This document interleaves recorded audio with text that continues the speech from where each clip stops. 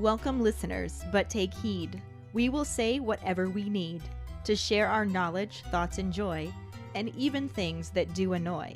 So join us now, but be aware, we have a tendency to swear. We'll dial it back a little bit.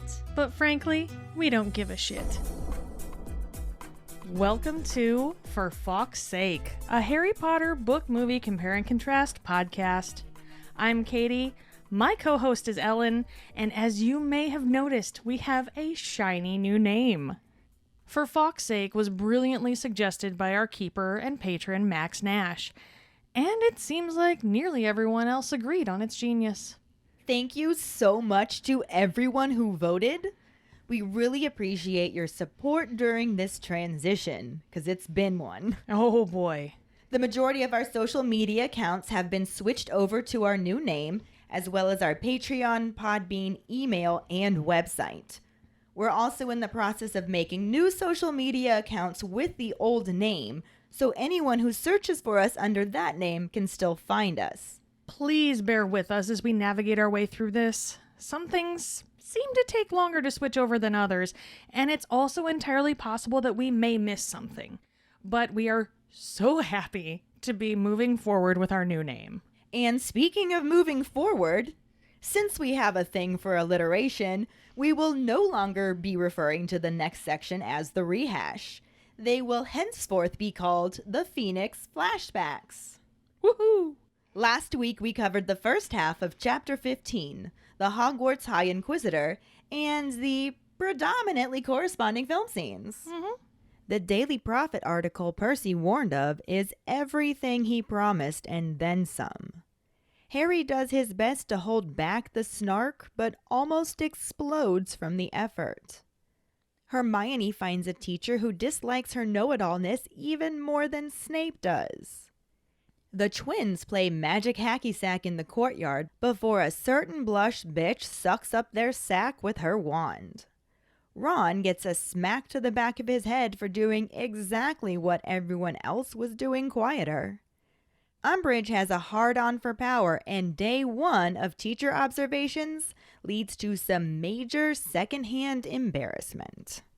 During episode 144, Extremelined, our Potter Pondering was, what are your thoughts on how the movie montaged all the teacher inspections? Hello, it is the Support Badger Carly here. I'm calling in my Potter Pondering this week on whether or not I liked or how I felt about the montage involving the teachers.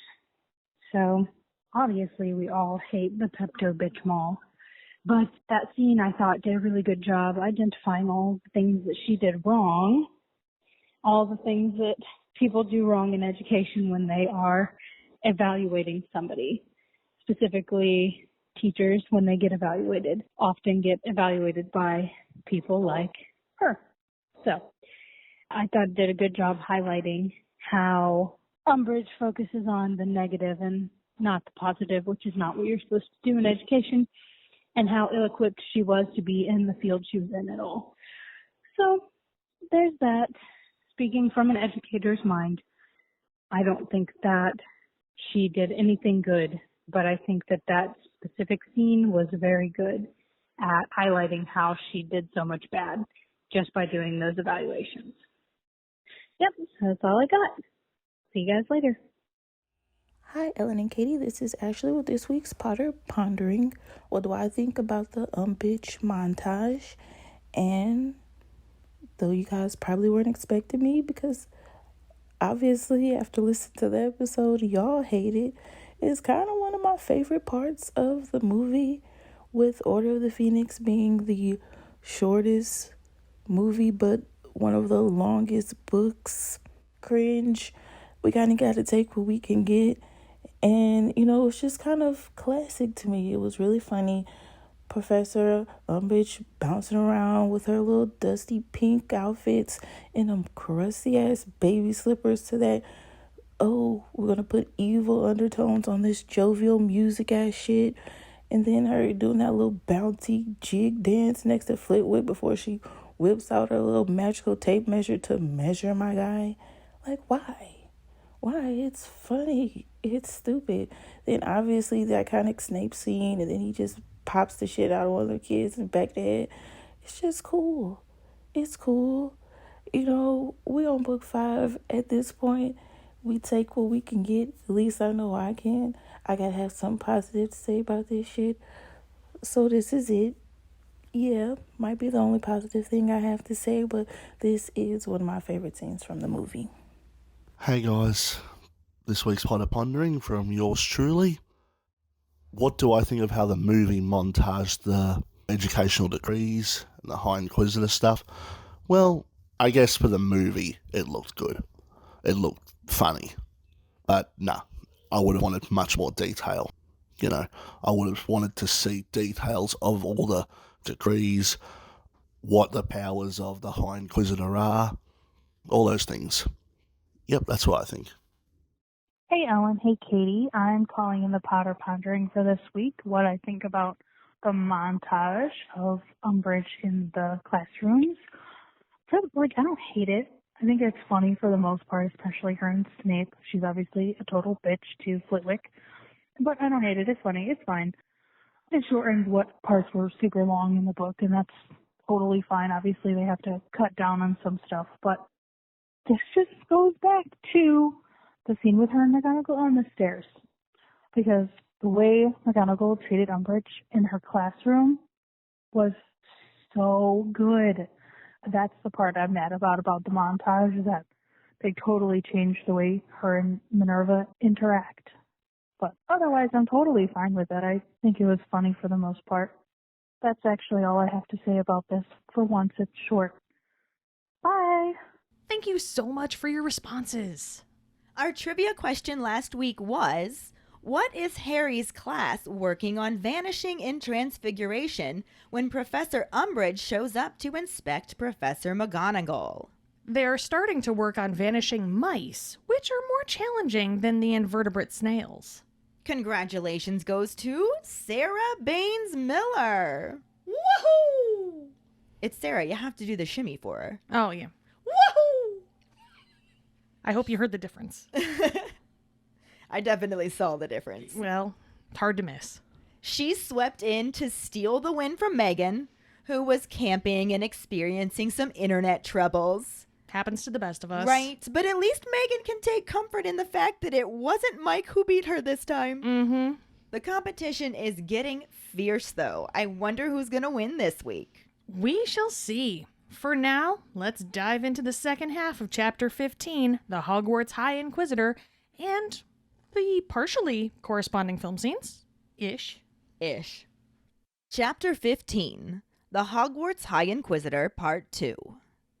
The cut on the back of Harry's hand barely heals, and by the next morning it starts bleeding again.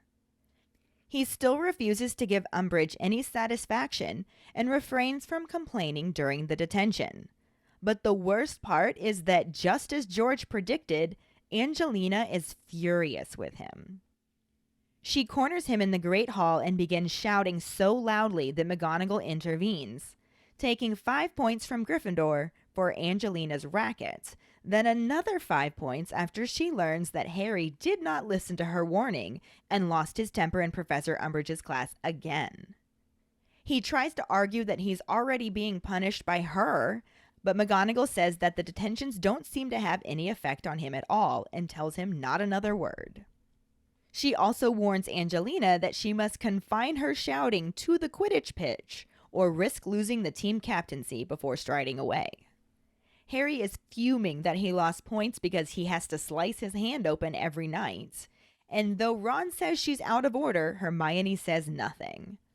Harry angrily asks if she thinks McGonagall was right, and Hermione explains that she wishes she hadn't taken the points away, but that she's right to warn him not to lose his temper with Umbridge. Harry doesn't speak to Hermione all through Charms, but much of his anger fades when they arrive in Transfiguration and find Umbridge sitting in the corner with her clipboard.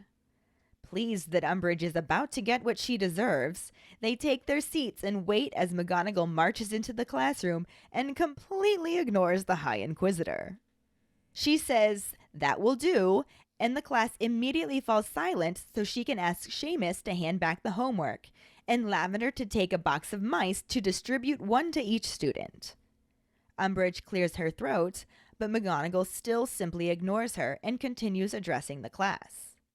As she begins to explain their lesson for the day, Umbridge clears her throat again, and this time McGonagall impatiently raises her eyebrows and asks, "Yes?"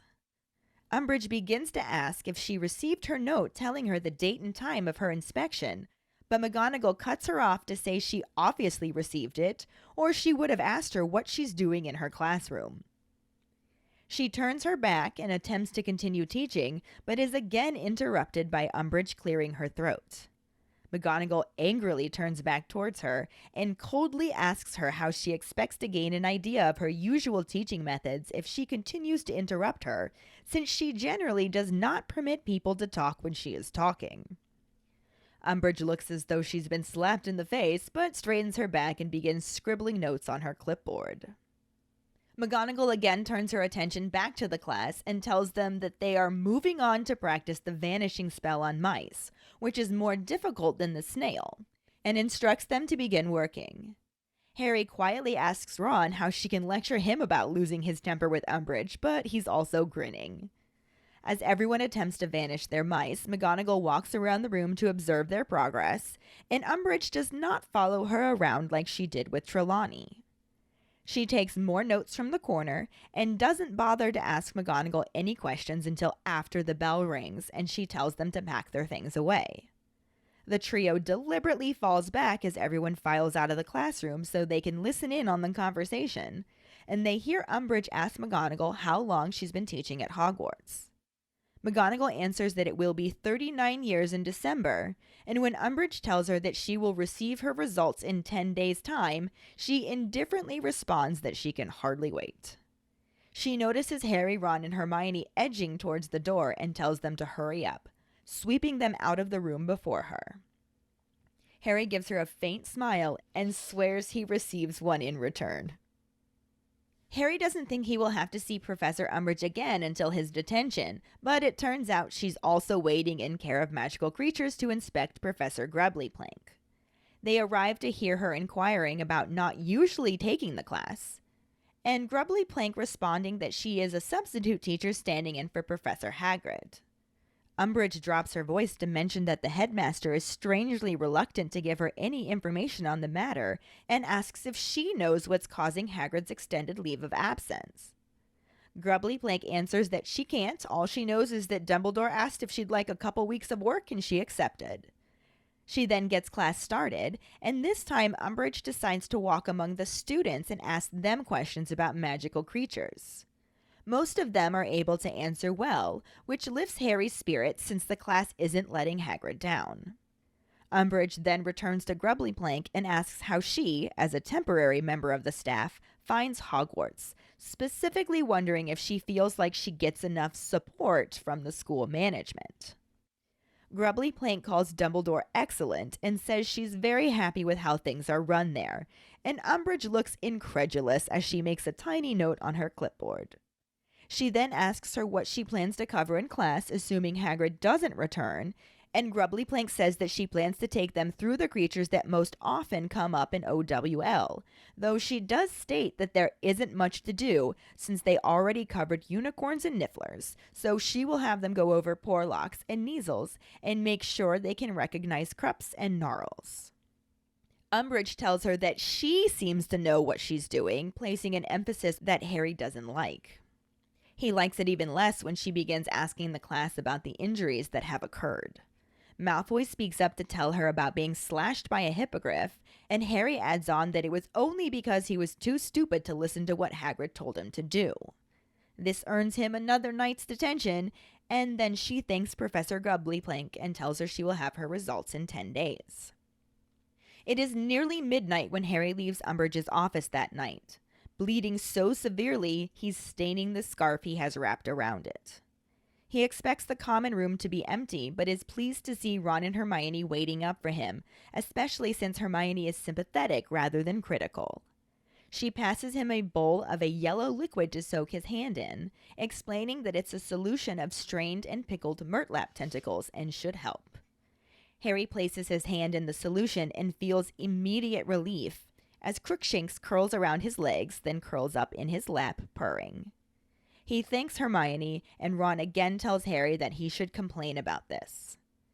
Harry flatly says no, and when Ron tries to argue that McGonagall would go nuts if she knew, Harry asks how long it would take for another decree to be passed that fires anyone who complains about the High Inquisitor. Ron can't think of a response, and Hermione quietly speaks up to call her an awful woman, saying that she was just telling Ron that they need to do something about her.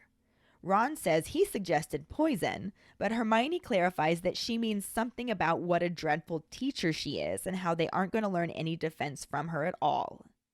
Ron wants to know what they can do about that, and Hermione suggests that they try learning it themselves.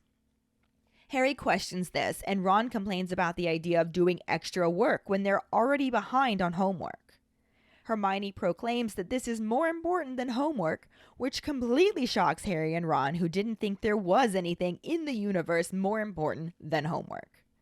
Hermione corrects them, pointing out that it's about preparing themselves for what's out there, like Harry said. Ron doesn't think they can do much by themselves, and Hermione agrees, saying they need a proper teacher. Harry thinks she's talking about Lupin, but Hermione says she isn't, especially since he's too busy with the Order. When Harry asks who she means then, she explains that she means she thinks he should teach them defense against the dark arts. Harry stares at her and then turns to Ron to exchange an exasperated look with him, but is surprised to see that Ron is looking thoughtful at the idea.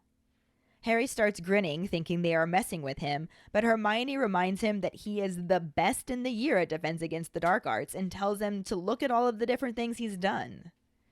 Harry isn't sure what she means, and Ron jokes that he isn't sure he wants someone this stupid teaching him. He lists off saving the stone from you-know-who in first year, which Harry calls luck, killing the basilisk and destroying Riddle in second year, and Harry credits Fawkes, fighting off about 100 Dementors at once in third year, which Harry calls a time-turner fluke. And when Ron mentions how Harry fought off you-know-who again, Harry angrily cuts him off, telling him that it sounds great when he says it like that, but it was all luck. Half the time he didn't even know what he was doing, and he nearly always had help. Ron and Hermione keep smirking, and Harry feels his temper rise, not even sure why he's so angry, as he tells them not to sit there grinning at him like they know better, saying he didn't get through it all because he's brilliant at defense against the dark arts, he just blundered through. He jumps up, dislodging Crookshanks and shattering the bowl of Murtlap essence, yelling at them to stop laughing. He shouts that they don't know what it's like. They've never had to face him and think it's just memorizing a bunch of spells. But there's nothing between them and dying except their own brain or guts or whatever. They're sitting there acting like he's some clever boy to be standing there alive, like Diggory was stupid, like he messed up, and they just don't get it. It could have just as easily been him if Voldemort hadn't needed him. Ron looks aghast and immediately insists that they weren't having a go at Diggory. He looks at Hermione, who meekly explains that this is exactly why they need him. They need to know what it's really like facing him, facing Voldemort. Her use of Voldemort's name for the first time is what calms Harry more than anything else. He sinks back in the chair and wishes he had not smashed the bowl of Murtlap essence. Hermione quietly asks him to please think about it, and Harry nods, hardly aware of what he's agreeing to. She stands up, trying to make her voice sound natural as she says night. Ron gets up too and asks if Harry is coming, but Harry says he will in a minute. He just wants to clear up the broken bowl. Ron nods and leaves, and Harry casts Reparo at the broken pieces of china. They rejoin good as new, but nothing can return the Murtlap essence to the bowl. He wants to just sink into the armchair to sleep, but gets to his feet and follows Ron upstairs, falling into a restless night of sleep, punctuated by more dreams of long corridors and locked doors. When he wakes the next day, his scar is prickling. The scene then cuts to the corridor where what seems like the entire school is buzzing about some to-do as they walk through the halls. The camera focuses on Harry, who finds Cho Chang and asks her what's going on. Cho explains that it's Trelawney, and the two follow the rest of the crowd out to the courtyard, where a distraught Trelawney is backing into a large trunk as Filch brings another one over to her and sets it down in front of her. Umbridge strides out of the castle towards her, and Trelawney tries to approach her but runs into the luggage. She makes her way around the suitcase and gasps out that she's been there 16 years, calling Hogwarts her home and saying she can't do this. Umbridge holds up a piece of paper and insists that she can. As Trelawney begins to whimper, McGonagall rushes through the crowd of students to comfort her. Umbridge asks McGonagall if there is something she would like to say.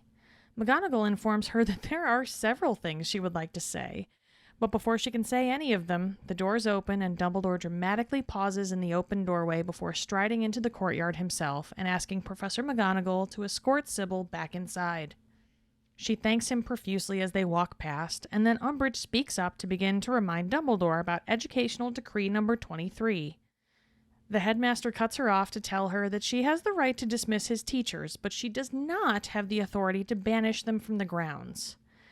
Umbridge confidently tells him, "For now," and Dumbledore glances around without responding, before turning to walk back into the castle, yelling at the students about having studying to do.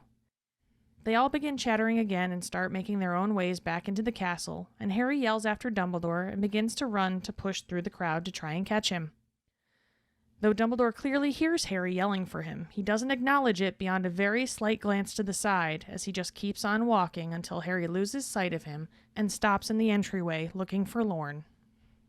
The scene shifts to Hermione pacing and ranting about how horrible Umbridge is to Ron and Harry in the Gryffindor common room. She says she is taking over the entire school, but pauses when a news report on the radio catches their attention. Harry turns towards the radio and increases the volume just in time to hear that they have convincing evidence that the disappearances are the work of notorious mass murderer Sirius Black. Immediately after this declaration, there is a whooshing sound and a stage whisper calling Harry's name. They all look at the fireplace and see Sirius's head in the flames. Harry asks his godfather what he is doing there, and Sirius tells him that he's answering his letter. He mentioned Harry's concern over Umbridge and asked if she is training them to kill half-breeds. Harry explains that she isn't letting them use magic at all, but Sirius isn't the least bit surprised, since the latest intelligence is that Fudge doesn't want them trained in combat. Ron wonders if he thinks they are forming some sort of wizard army, and Sirius confirms that, saying that Fudge thinks Dumbledore is assembling his own forces to take on the Ministry, and is becoming more paranoid by the minute. Sirius continues speaking, telling them that the others wouldn't want him telling them this, but things aren't going well for the Order. Fudge is blocking the truth at every turn, and the disappearances are just how this started before. He says that Voldemort is on the move, and Harry asks what they can do. They are interrupted by the sound of footsteps, and Sirius says that he has to go, and he's sorry that he can't be more help before disappearing from the fireplace. Hermione moves to the window with Ron and Harry right behind her. With a loud thunderclap and a flash of light, she looks out at the rainy night and asks about him really being out there. Without waiting for an answer, she shakes her head and says that they've got to be able to defend themselves. If Umbridge refuses to teach them how, then they need someone who will. With another thunderclap, she turns around and looks right at Harry, who stares back at her in silence. The camera pans away from them both to the window and zooms out into the rainy darkness. So what's pretty amazing about this section is it actually corresponds really well to the book, but just not this particular part of the book. I mean, why would it? That's silly. There are parts that do obviously line up. Sure. There are also parts that are just completely left out. Sure. And there are parts that are included, but from previous chapters. Sure. So yeah. All of this tracks. It does. You'd think we'd be used to it by now. I'm not saying we're not used to it. It's just... How many times have we said that, though? It's worth pointing it out. It is. Every time, I suppose. I mean, that's kind of the purpose of it, so... Right? Why else are we here? To have fun? Is that what it's supposed to be?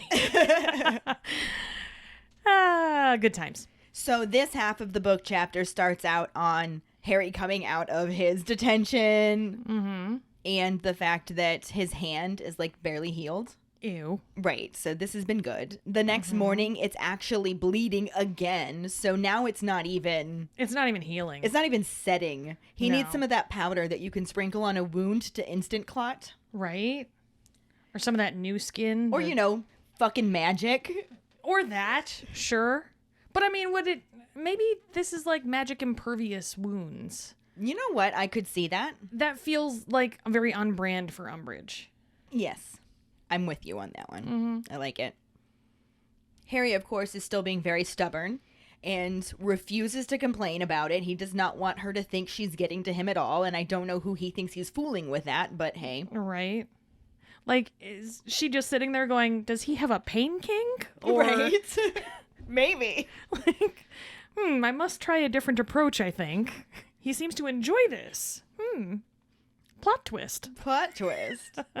Harry's a masochist, or is it a sadist? Which one is it? Why not both? Why not both? Oh man, we just got some more middle names to add, and I can't even go through them all. Harry, James, Niffler, Meddling, S&M, Marie Potter. There it is. But it stands to reason that he does have that kink, because it honestly says that the worst part of all of this is not getting your hand sliced open every night. It's the fact that Angelina's pissed at him. Counterpoint, I would rather get yelled at than have my hand sliced open. So You know what? that. Me too. But at the same time, I mean, he's already got the hand sliced open. Like, that's a given. It's going to happen. Why add to it with Angelina yelling at you, I suppose? But... And she full on corners him in the Great Hall and just starts screaming at him to the point that she attracts McGonagall's attention. Mm-hmm. Who, you know, swoops down and wants to know what the hell's going on. Mrs. Weasley's howler ain't got shit on Angelina Johnson. Not That's in what I'm this hearing. moment, no. So McGonagall ends up taking 5 points away from Gryffindor for Angelina's behavior, but also wants to know why she's carrying on like that. And when she learns that Harry has landed himself another detention, she's just like, for Fawkes' sake, you didn't listen to me? I see what you did there. I had to work it in somehow, right? You did a thing, and that's I what did she a said. thing. Welcome to it, guys. It starts. But so she's mad at Harry now, too, because he completely ignored her warning. Mm-hmm. Like, you need to control your temper around Umbridge. And he didn't do it. No. So now he has more detentions. And to, again, add insult to injury. Because that's just the theme of this episode, this chapter. I don't know. This book. This series. It is most definitely insult to injury, because she takes another 5 points away from Gryffindor just because he didn't listen to her. The straightforward approach didn't work, so... And that's exactly what she says to him when he tries to argue. He's just like, well, I already have detention from her. Why are you punishing me too? Because you're not getting it through your fucking head, kid. Exactly what Professor McGonagall says. The detentions don't seem to have any effect on you. Bitch, look at my hand. But he has the pain kink, so... Maybe it's not having effect on him. Maybe he wants those detentions. Maybe it's having a different effect on him that we will not talk about in this episode. Awkward boner. It's only awkward if you let it be. True. But anyway, McGonagall being McGonagall shuts his arguing down. Mm-hmm. Not another word. And then warns Angelina, like, you will not yell like this anywhere but on the Quidditch pitch. Like, you have my blessing to scream all you want on the Quidditch pitch. Right? If you do it off of there, you could lose captaincy. And then she just pieces out. Right. Like, mic drop, boom, gone. And then Angelina works out a way to, like, stand at the Quidditch pitch and just Accio Harry to her and yell at him there because she's allowed. I just feel like within every... Well, Harry's not going to make it to Quidditch practices this week, but she's just going to slide that comment in. Right. Just so she can yell about it on the Quidditch pitch again. I'm still mad about this. Yeah.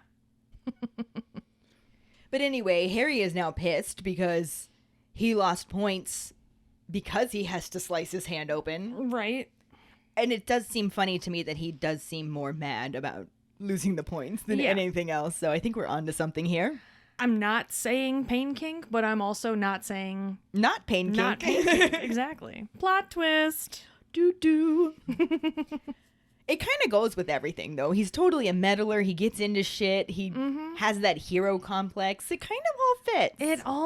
I mean, the puzzle is like this close to being figured out. That's all Yeah. I'm saying.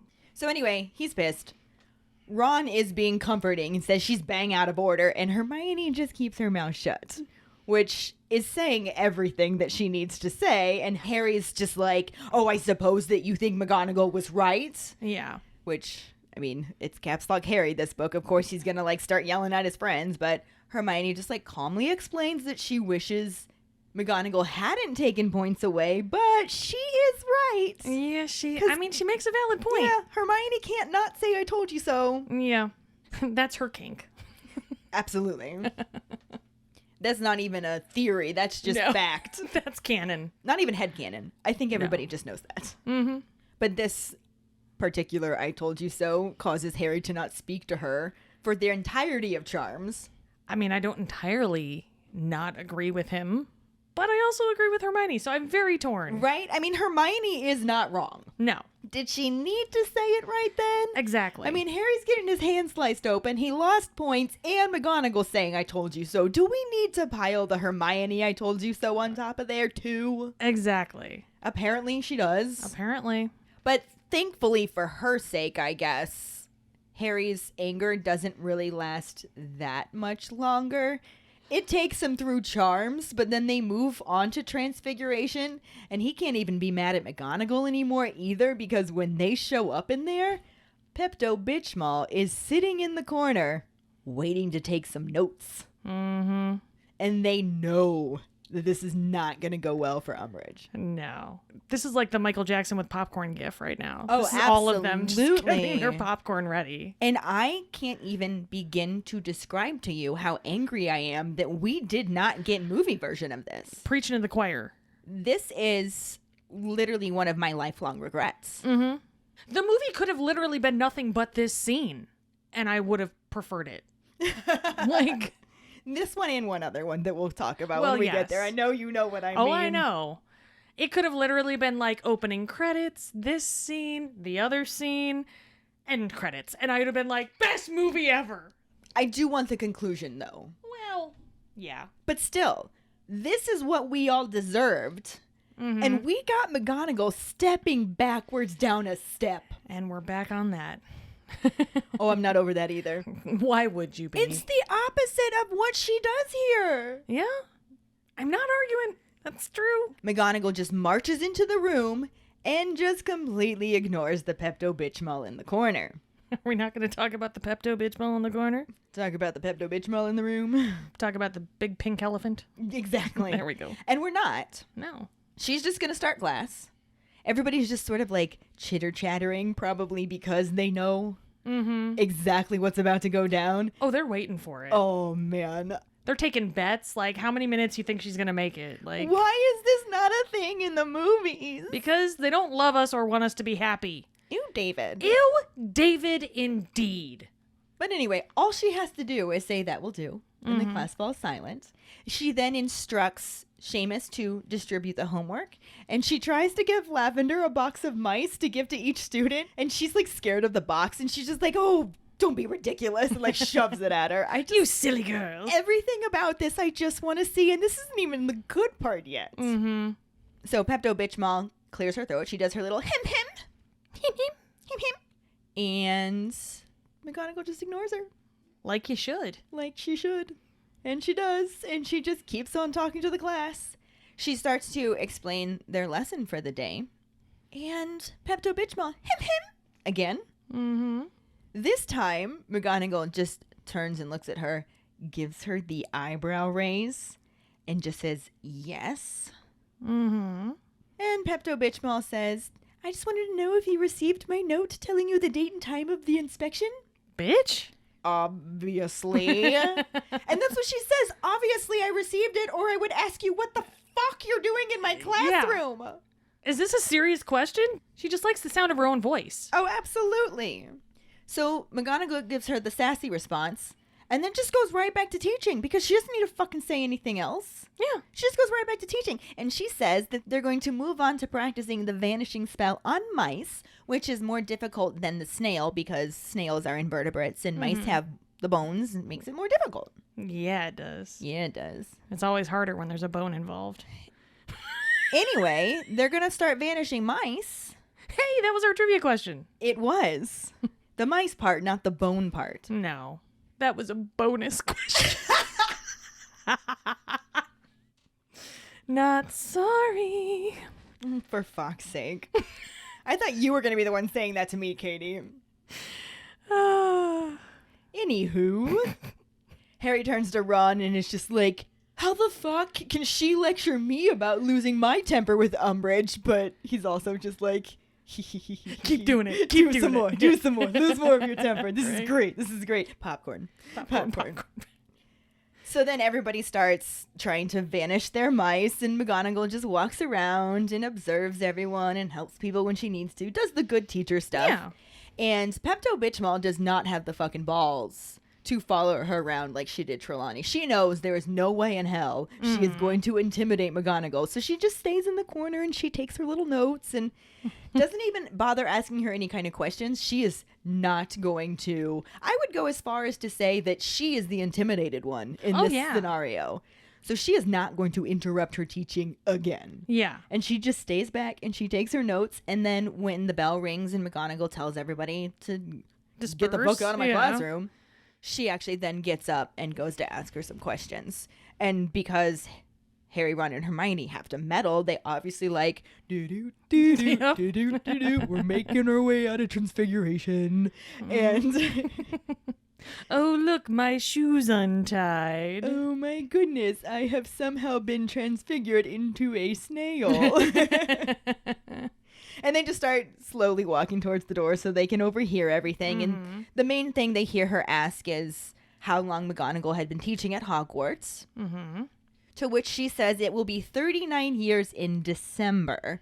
And I know that this topic is a huge thing. Well, it's one of McGonagall's many timelines. Right. Many possible timelines. And she does have a ton of different timelines. But what I think is interesting about this is nowhere in here does it say consecutive. Exactly. 39 years.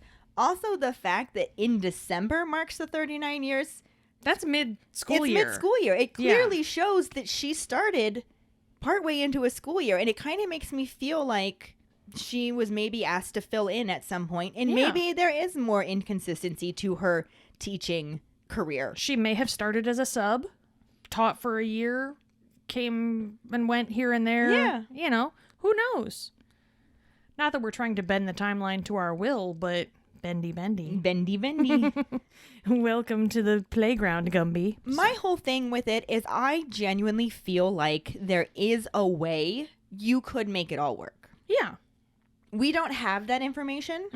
We all have things that we have speculated on from the little snippets we were given over the years. Yeah. And they do all seem to contradict. But I think there is a way to sew all of that information together into one timeline that still somehow makes sense. Because nothing in there gave any kind of dates.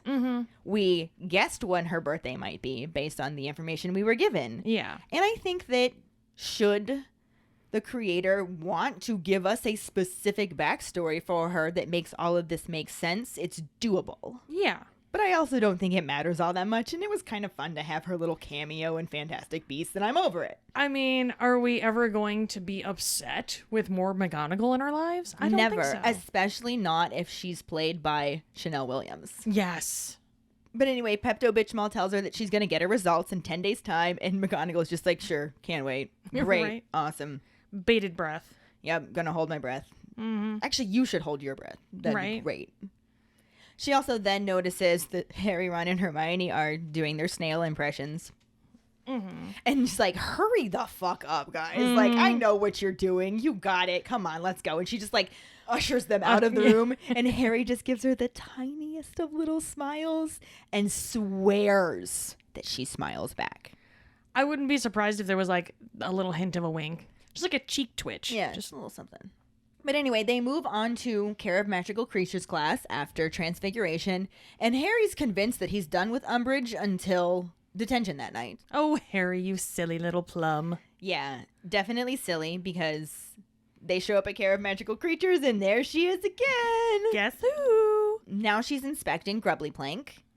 And when they get there, she's already there chatting with her, wants to know about how she doesn't usually teach this class. And Grubbly Plank's explaining that she's the substitute teacher standing in for Professor Hagrid. And Pepto-Bismol uses this moment to like try and fish for information. She's just kind of like, so the headmaster, he won't tell me anything about Hagrid's absence, and I just wondered if you knew anything. Him. That's my Umbridge impression. You like that? Impressive fishing. That was very nice. So when Hagrid is where now? And he's doing what now? And he's going to be back. What now? Is any of it a fireable offense? Yes. Can we get him arrested? Him? And is this like a mental health break or something that we can actually, can him for? Yeah. Just wondering. Asking for a friend. That His friend is name's Fudge.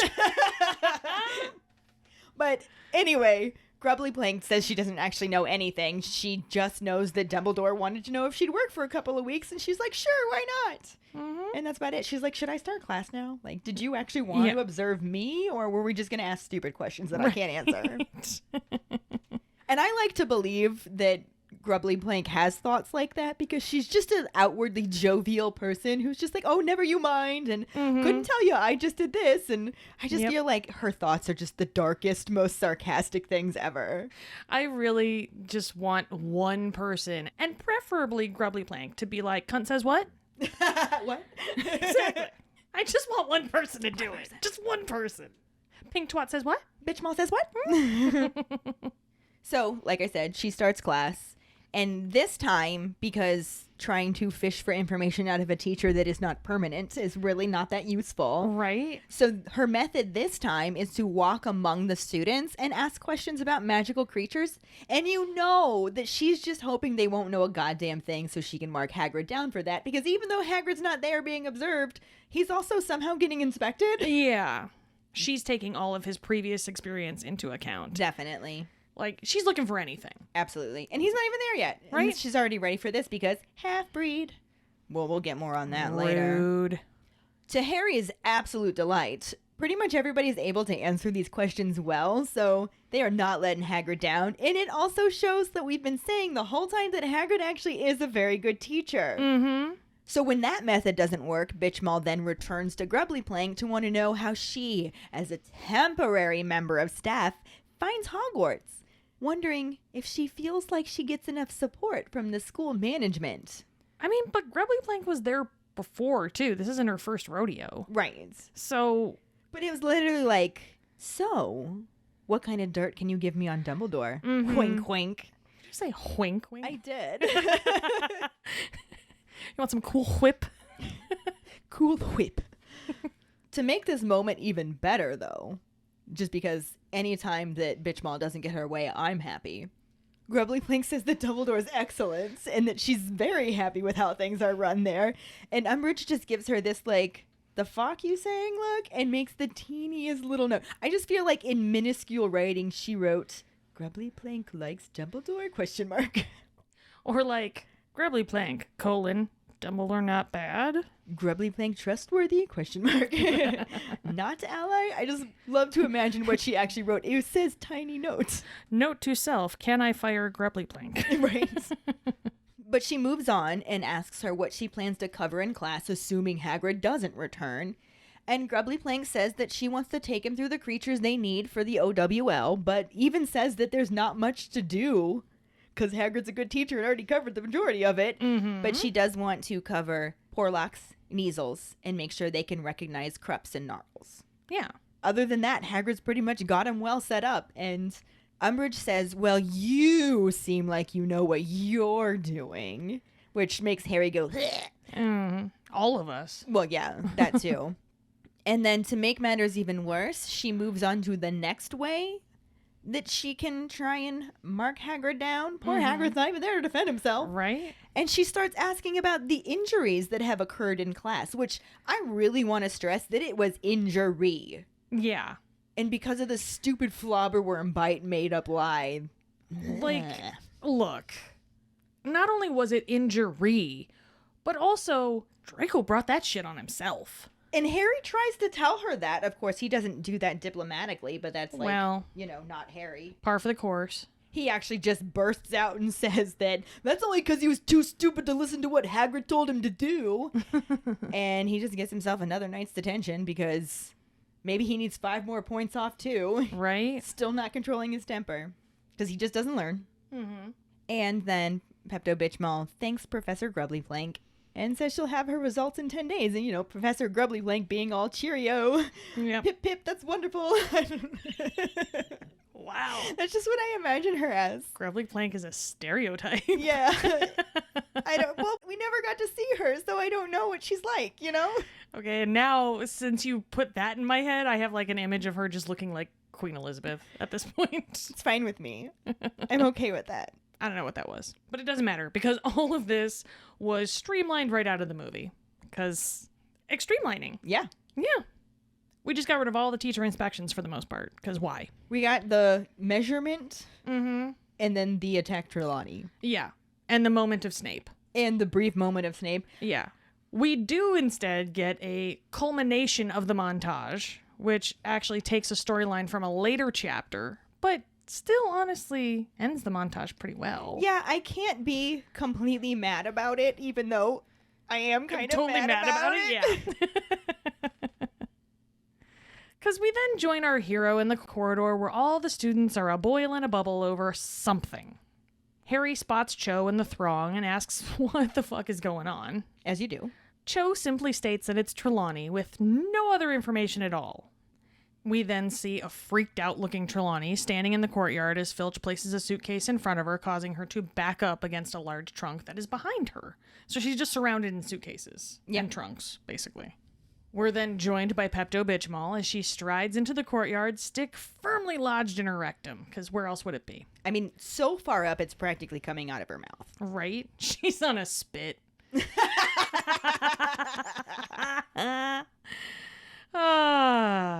Anyway, Trelawney makes a move to approach her and clumsily runs into her suitcase, like Trelawney does. Yeah, that's a thing for her. Yeah, it's kind of like the running gag. I do love the idea of somebody who can see who can't see.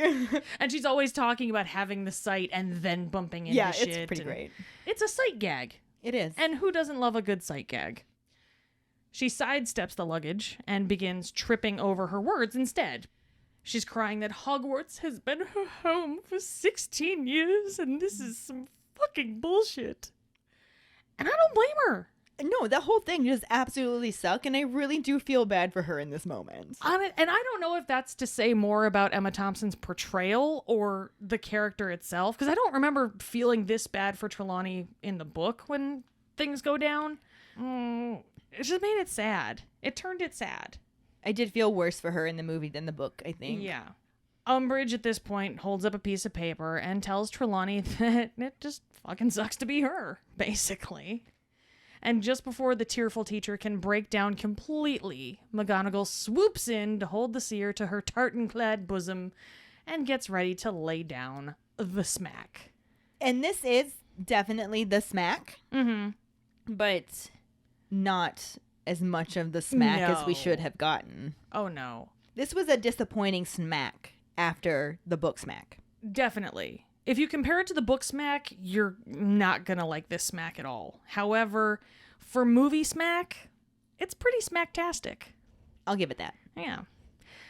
The bitch starts the challenge, asking McGonagall if she's got words for her, and Minerva's just like, yeah, I've got quite a few, and they're all 4 letters long. Well, one of them has 13. 13 letters, Pepto-Bismol, I counted. Of course you did. Anyway, unluckily for us, Dumbledore chooses this moment to make his dramatic entrance, cutting short what was sure to be a high-key catfight. No doubt. At least some semblance of some of the smack we got from the book. Right? A moment or two. A crumb. Something. But Dumbledore just simply tells McGonagall to take Trelawney back into the castle. Not a word otherwise. And super grateful Trelawney just thanks Dumbledore and grabs his hand and like kisses his rings and shit or whatever she's doing. Sobbing. Yeah. Thank you. Thank you. And that was, I'm sorry, it was so heartbreakingly delivered and I loved it. It was. But yeah. So McGonagall walks her past him, goes back into the school, and you're just like, yes! That's right. Yes, suck it! That's right, bitch. Mm-hmm. And Umbridge, though still speaking calmly and haughtily, has a fire behind her eyes that's just like, this motherfucker is gonna test me. And she starts to remind him about all the rules that she just made up. Right. You know. But Dumbledore is having none of that, and he cuts her off, reminding her that she can totally shit-can his teachers, sure. But she sure as shit can't unhouse them like that. Bitchball makes every sign that she's just had an idea, short of an actual light bulb flickering over her head. Or a Lumos wand. Oh, yeah, that too. And not at all cryptically, just says, for now, Gee, what's she gonna try and do next? I wonder what step number 28 is gonna be, And I don't like this part, but Dumbledore glances around in an almost like, oh shit type of way, like, the fuck are you gonna do? Like he didn't see that coming. Don't get me started, Katie, because I also don't like this at all, but we will end up talking about it a little bit more when we get to this section in the book chapter. Yeah, exactly. But yeah, so he just looks around and then he turns on his heel and he's like, okay, peace out. I've done my part. I'm just going to head back in the castle. I got some shit to do, And he shouts at all the looky-loos around him that they need to fuck off right quick. Just so un-Dumbledore-like. Mm-hmm. Don't you all have some studying to do? Even his voice is just so... Dumbledore does not show that kind of emotion. He also does not take that kind of thing out on children. For real. Ugh. I just... We'll definitely address this more when we get to it actually happening. Mm-hmm. And at this point, everyone begins dispersing. Fake Dumbledore scared the shit out of them. Right? And they're making their way back to mind their own goddamn business, except, of course, for Harry, who makes a straight beeline for the headmaster, shouting his name to try and get his attention. To be fair, that is kind of Harry's business. Well, yeah. But you're still not wrong about him not minding his own business. No, he never does. But Dumbledore at this part does everything short of straight up sticking his fingers in his ears and just going, la la la la la la la, I can't hear you, ooh. What? The phone is ringing in my office? Exactly.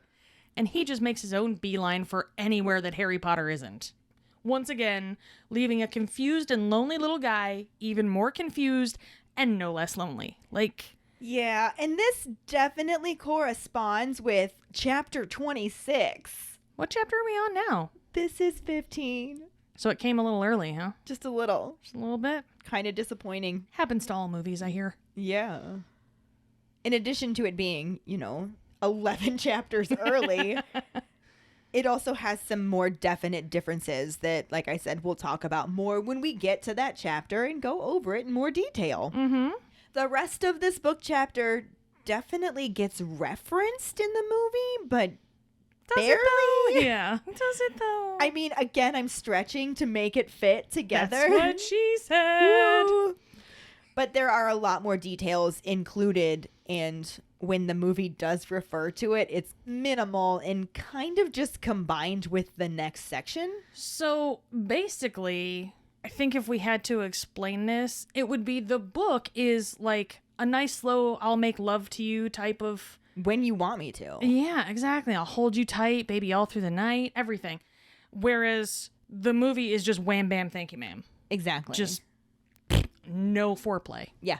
Anyway, the book chapter brings us back to more of Harry's detentions. Mm-hmm. It really only kind of focuses on the one from that night. Yeah. When, again, Harry gets back and it's nearly midnight because she's a fucking Pepto bitch mall who cares nothing about her students' education. At least not Harry's.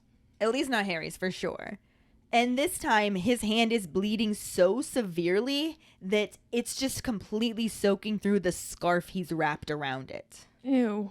Just ew. There's just so many things wrong with this on so many different levels. I can't even... Ugh. Blech.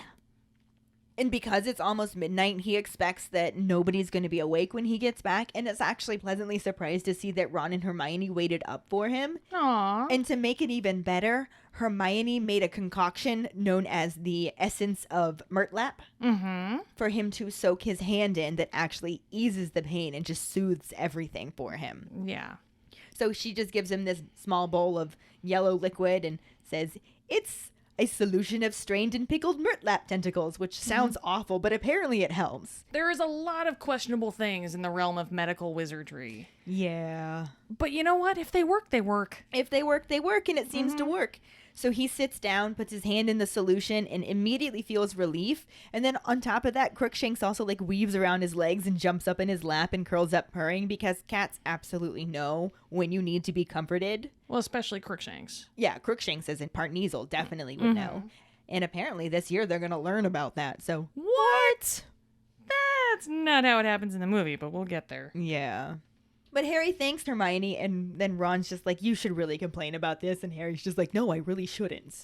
And Ron tells him that McGonagall would be furious if she knew what was going on. And Harry's just like, yeah, she would, but how long would it take for another decree to be passed that fires anyone who complains about Pepto-Bismol? Right.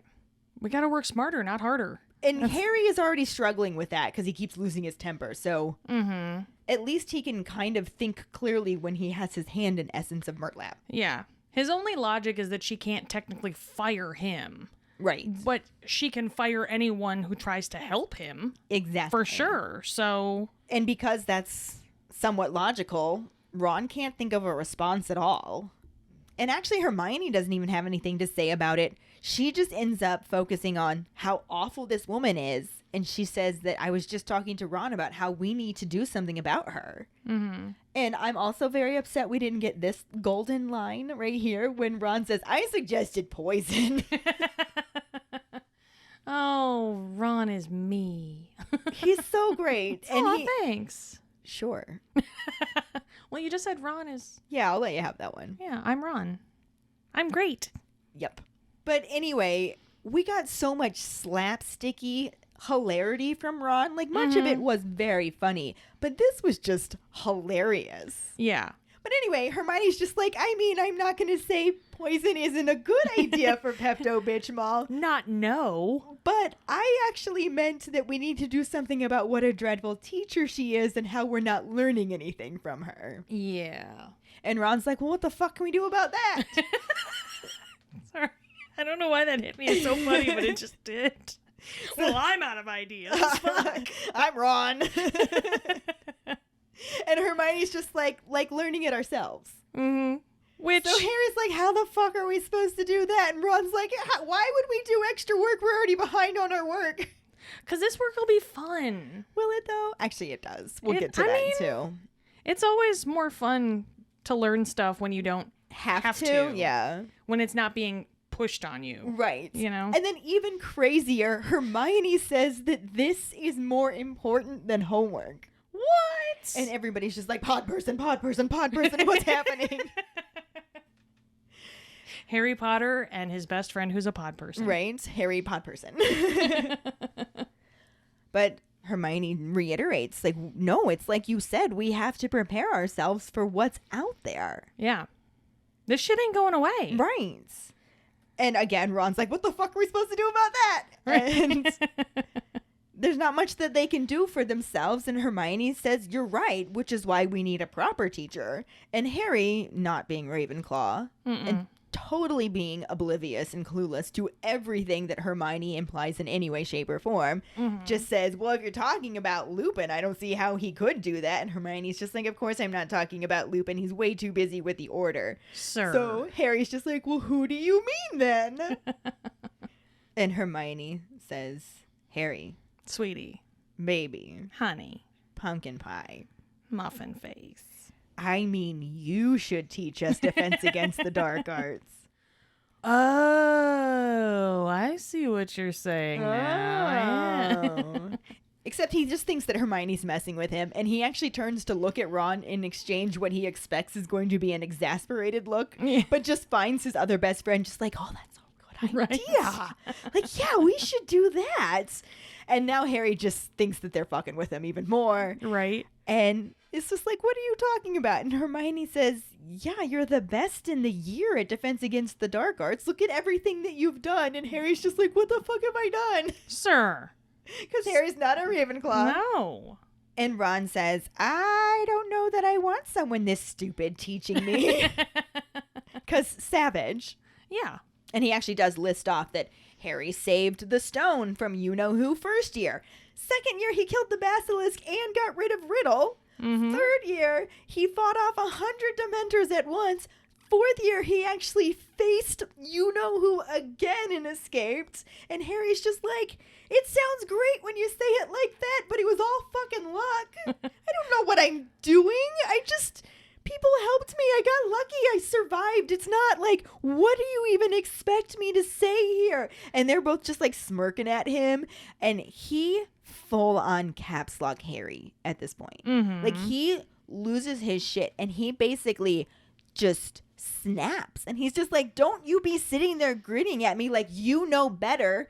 and think that I got through all of this because I'm brilliant at Defense Against the Dark Arts. Like, I blundered through this. Yes, but sir, half of the best witches and wizards made it through on blunders. Yeah. And they learned from those blunders.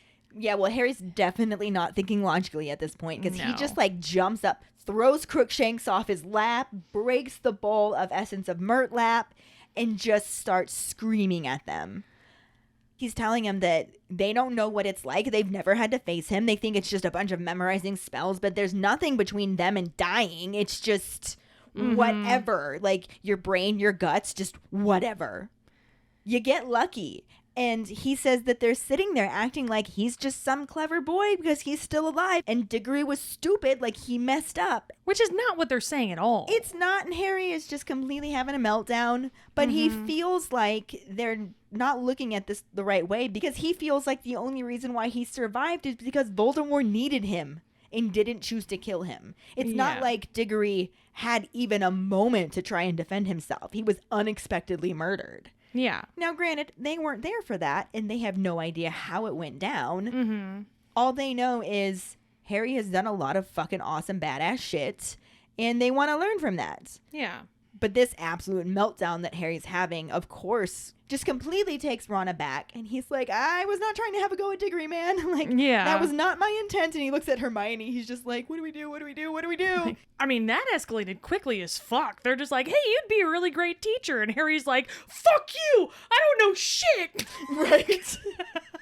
But Ron has no idea what to say. And Hermione just very meekly is like, no, this is exactly why we need you. You know what it's really like to face him. You know what it's really like to face Voldemort. And this, at least in the books, is actually the first time she ever uses his name. Yeah. And I think the movie kind of fucked that up for us because entirely. They had her make the comment, which was, I think, Dumbledore's line about how fear of a name. Yep, in the second, yeah. It implied that she was never really afraid of saying Voldemort, whereas in this moment, the fact that she chose to say it really kind of shocked Harry into calm. Yeah. It was significant. Yeah. But like I said, it calms him. And he sits back down and immediately wishes that he still had the Murtlap essence. Damn caps lock me. Fucking my shit up. And Hermione knows better than to bring it up again, but she just says, will you think about it at least? And Harry actually agrees, although he's so muddled in the head, he's not really sure what he's agreeing to. He just nods. Yeah. And at this point, Hermione says she's going to bed and tries to return to a normal-sounding voice instead of the quiet, like, please don't yell at me voice. And just tries to sound natural and say night. And then Ron gets up and wants to know if Harry's coming too. And Harry's just like, yeah, I will in a minute. I just want to clean this up. So Ron leaves and Harry uses Reparo to fix the bowl, but that's all he can fix. He can't do anything else. And he's just sitting there like, damn it, caps lock me. And he really just wants to fall back in that armchair and sleep there. But he makes himself get up and follow Ron upstairs and proceeds to have a whole bunch of horrible dreams where he goes down long corridors and finds a whole bunch of locked doors. And then when he wakes up the next morning, his scar hurts. Like it does. Right. Yeah. The closest we get to this currently being corresponding is that the trio are, in fact, in the Gryffindor common room. Ooh. So There's that. ding, I guess. All right. Ish. But what happens after that doesn't really correspond with this section of the book chapter. So No, this is actually where the movie corresponds with the back half of chapter 14 when Sirius appears in the fire to respond to Harry's letter. yeah, Why give us things in order? that's dumb. Disorder of the Phoenix. So we join the trio in the Gryffindor common room as Hermione is bitching about Pepto-Bitchmall and her megalomaniacal educational reform. You know, like you do. Right. Ron and Harry nod along sullenly until they catch Fudge's voice over the radio. So Harry turns up the radio just at the right time to hear that the Ministry is pulling one from the vault and using Sirius Black as their go-to scapegoat in the latest string of disappearances. Which does actually reference something in the book, but again from later on. Yeah, exactly. Speak of the devil himself, though, Sirius then uses that as his entrance cue to pop his head into the fire while quietly calling Harry's name. Yeah, and again, it is sort of how it happened in the book. There was no radio thing going on, but it's a thing. Yeah. Yeah. I can't even get that. It happens. We've hit the point where we're just like, yeah. Yep. But the trio all thank their chosen deity that they are actually alone right now, because that would be super awkward if they weren't. And Harry asks the obvious first question, like, what the fuck, Dogfather? The hell are you doing here? And Sirius is just like, well, I didn't feel like writing, and this felt much safer somehow. Somehow. Though, why Sirius even felt the need to respond to a letter about the weather and little else is beyond me. Because in the movie, there was nothing. That letter was shit. Yeah. So he just asks how Pepto-Bismol is and if they've begun inducting them into the Half-Breed Termination League yet. And, what's going on? Right. And like I said, this is similar-ish to the book in the sense that they do have this conversation. Mm-hmm. But the movie made it more about this conversation and completely omitted the fact that Harry wrote Sirius predominantly because he was concerned about his scar hurting when Umbridge touched him during detention. Yeah, which didn't happen in the movie, obviously. Yeah. But beyond that and Book Dogfather's general petulance, the conversation they did include was pretty spot on. Like, it wasn't like they changed what they put in. They just left so much out. That it was kind of weird that it was even brought up. Right. Yeah, Harry tells him that it's even worse than that. She isn't letting them use magic at all. She's a shitty teacher. And just look at my goddamn hand, man. Except he doesn't even do that part. No, he doesn't. Because he won't. Can't give her the satisfaction. Right? Sirius is like, well, that's no surprise, since Fudge is a paranoid fuck who doesn't want y'all to be able to fight back when shit goes pear. Ron incredulously asks if he's expecting some kind of student uprising, as if that's so far-fetched at this point. And Sirius is just like, yeah. Yeah. Pretty much. Homeslice is getting more and more paranoid by the day, and there doesn't seem to be an end in sight. I really wish they had included the part about it being a matter of time before Dumbledore's arrested on some trumped-up charge. Right? It would have fit in just perfect right here. Yeah. That's the moment it was written for fuck's sake. And it would have set that up nicely. Hello? Uh-huh. Instead, Sirius tells them that he shouldn't tell them this thing that he's about to tell them, but he feels that they should be told that the Order isn't doing stellar right now.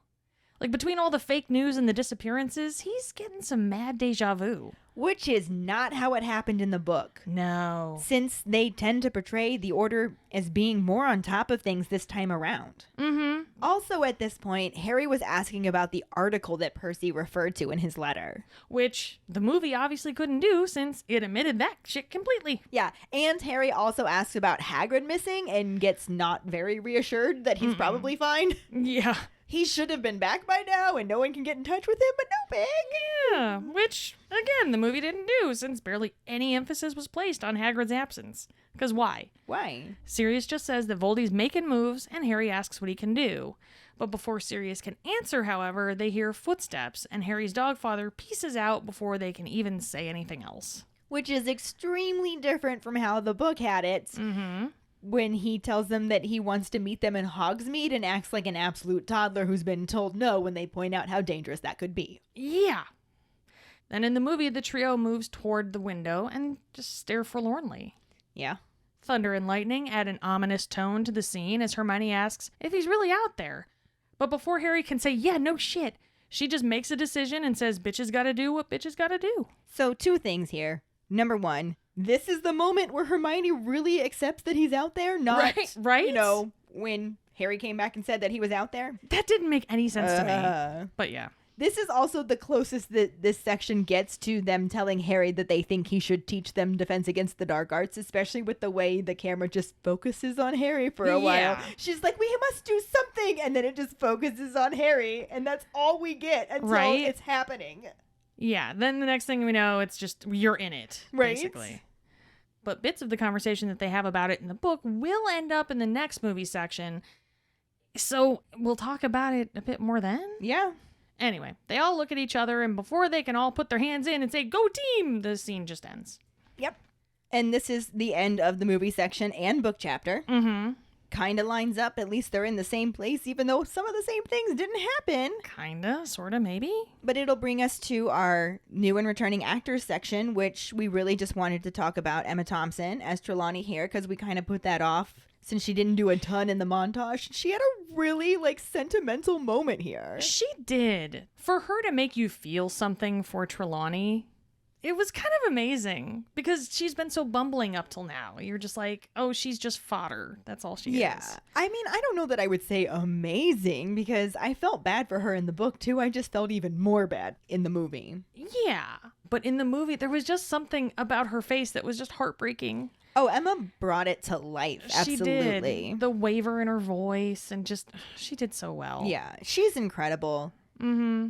And all of her other Trelawney, even that deleted scene that we were talking about in the Great Hall where she's just randomly being just fucking Trelawney. Yeah, there's Emma no Thompson other way to describe is it. amazing. She's incredible. I loved it. She did some good work there. Yeah, we love her. Yeah. But that'll bring us to this week's Potter Pondering, which is, do you think that Harry's previous experiences against the dark arts were just luck? Or was there actual skill involved? Find the post on our Facebook page and share your thoughts, or call us at 216-526-6792 and leave your response as a voicemail. Make sure you start off telling us your name and then go into your answer. Don't forget, you can also stitch your response on TikTok. We really look forward to reading, hearing, and seeing them. This will bring us to our Sorting Hat story, which is from Callista Whitewolf. She writes, "Hi, my name is Callista Whitewolf. I'm a 23-year-old gal from Wisconsin, and I've taken the official Sorting Hat quiz 4 times in my life. Made separate accounts on Wizarding World. I got Gryffindor, Ravenclaw, Gryffindor again, and then Gryffindor again, so I consider myself as a Gryffindor as it aligns best with my personality. As per my most recent results, my wand is Hazelwood, 9 3/4 inches, with a dragon heartstring core and unbending flexibility. My Patronus is a Tonkinese cat, which is a crossbreed of a Siamese and a Burmese. Harry Potter has always been part of my life ever since I was a toddler. My mom became a huge Potterhead when the first book came out and later introduced my siblings and me to the series through the first couple of movies. She then went on to read all of the books to us when we were old enough to appreciate them, answering every excited question we had along the way. My mom was a theater kid, so she did all kinds of voices for each of the characters. My favorite of which was Dumbledore's, and she had a lot of fun with it, despite it often making her voice hoarse. She has first edition copies of every book and even brought us with her to attend the midnight release of Deathly Hallows, and I got to try Bertie Bott's every flavor beans for the first time. My brother picked a rotten egg flavored bean, and I ended up choosing a vomit flavored one, which nearly had me vomiting. Thankfully, I was saved by a blueberry bean. I have always loved Harry Potter and have never enjoyed a fantasy story's premise more. It is my absolute favorite. My brothers and I grew up watching the movies come out, and even got to see a few of them in theaters. My favorite thing to do as a kid was to play pretend as the main characters with the boys. I was always Hermione, and the older of my brothers even looked a little like Harry. My favorite book is a tie between Goblet of Fire and Order of the Phoenix, and my favorite movie is a tie between Prisoner of Azkaban and Half-Blood Prince. If I could attend Hogwarts, my favorite class, not teacher, would be potions. I love Snape, but I don't think I'd like having him as a teacher, especially as I'm in Gryffindor. My favorite character by far is Fred, followed by Dumbledore, and then Snape. Imagine my horror when I found out that literally all of them die. On February 3rd, 2022, I decided to purchase and binge all of Jim Dale's versions of the audiobooks, and between then and now, I've listened to the series 9 times in a row, never tiring of it. A few weeks ago, however, I decided I wanted to listen to something new to mix it up, so I searched Pandora for Harry Potter podcasts and found this one. I was instantly hooked. I love your voices, the humor, the chemistry you share as friends, and thought the idea of a compare and contrast podcast was intriguing. I still haven't caught up to where you are now, but I wanted to submit my Sorting Hat story in advance, just in case you guys finish before I can catch up. Thank you so much for starting this amazing podcast and for always being so welcoming and interactive with your keepers. I can't wait to hear more. Aww, I know. You're adorable. Thank you so much for sharing your Sorting Hat story with us, Callista. Yeah, thank you so much. And if any of you other keepers out there listening would like us to read your Sorting Hat story on a future episode, you can email it to us at forfawkesakepodcast@gmail.com.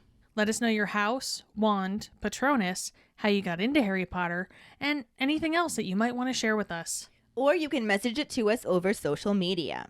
This week's trivia question is, how much does Harry pay for 3 butterbeers at the Hogshead? The first one who responds with the correct answer and the code word #shoulda-got-fire-whiskey will get a sticker. Another way to get a sticker is to rate and review us through iTunes. If you don't have an Apple account, then you can write us a recommendation on our Facebook page at Fawkes Sake Pod. Make sure to email us at forfawkesakepodcast@gmail.com to let us know you did, and we will get back to you to figure out which sticker you want and where to send it. Don't forget to find us and follow us on Facebook, Twitter, and Instagram at Fawkes Sake Pod. Following us on Podbean at fawkesakepod.podbean.com will get you the episode as early as possible and give you a leg up in answering the trivia question. You can also go to our website at forfawkesakepodcast.com to check out our For Fawkes Sake and Harry Potter related merchandise for sale. Everything has been switched over. Don't forget to subscribe to our YouTube channel where we post our weekly podcast episodes, cooking show episodes, vlogs, bloopers, and other random videos. For now, we're going to have 2 separate accounts until we either get all of the videos transferred over or figure out how to merge the old with the new, because YouTube does not make it easy like everyone else does. Yeah. If you would like to support us as a patron, you can sign up on patreon.com/FawkesSakePod. $2 and up a month will get you some awesome perks like For Fawkes Sake swag, access to patron-only Facebook groups, chats, our Discord channel, virtual hangouts, and more. As always, any support you can give is greatly appreciated, even if it's just telling your Harry Potter friends about us. And if you don't have any Harry Potter friends, there's another reason to join our Patreon, because you will meet some of the best Harry Potter people ever. I mean, just the best people ever, really. There's that too. Period. End of sentence. And join us next week when we talk about the first half of Chapter 16, In the Hogshead, and the somewhat corresponding film scenes. Thanks for listening. We hope you hear us again. I'm Katie. I'm Ellen. And in the meantime... keep calm and Harry on! Oh, for fuck's sake.